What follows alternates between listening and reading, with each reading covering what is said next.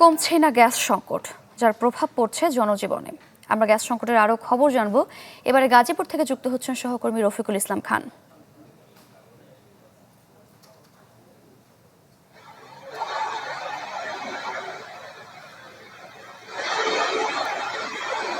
এজন্যই তো ছিল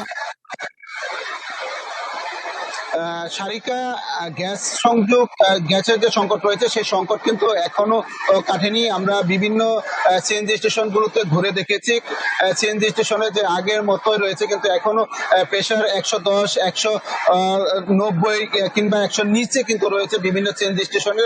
আমি রয়েছি যে সিএনজি স্টেশনটি, এই সিএনজি স্টেশনে মূলত কিছুটা যে গ্যাসের প্রেশার সেটা একটু ভালো রয়েছে, অর্থাৎ 100 থেকে 150 এই সিএনজি স্টেশনে রয়েছে। ফলে এই সিএনজি স্টেশনে কিন্তু আমরা দেখছি সকাল থেকে লম্বা লাইনে কিন্তু অপেক্ষা করে তারপরে যানবাহন রয়েছে, সেই যানবাহনগুলোতে গ্যাস নিচ্ছেন। এছাড়া যে অন্যান্য সিএনজি স্টেশন রয়েছে সেই সমস্ত সিএনজি স্টেশনে কিন্তু এখনো সংকট কাটেনি, অর্থাৎ সেই সমস্ত সিএনজি স্টেশনে 80 কিংবা 90 গ্যাসের প্রেসার রয়েছে। এছাড়া যে সমস্ত শিল্প কারখানা রয়েছে সেই সমস্ত শিল্প কারখানাতেও কিন্তু গ্যাসের সংকট রয়েছে। তারা যেটি দাবি করছেন, আমরা যেটি দেখছি গত 2 সপ্তাহ যাবতই কিন্তু যে গ্যাসের সংকট, সেই সংকট এখনো চলমান রয়েছে এবং শিল্প কারখানাগুলোতে এর ফলে কিন্তু প্রায় যে উৎপাদন রয়েছে সেই উৎপাদন কিন্তু অর্ধেকে নেমে এসেছে, তারা সেটি জানিয়েছে।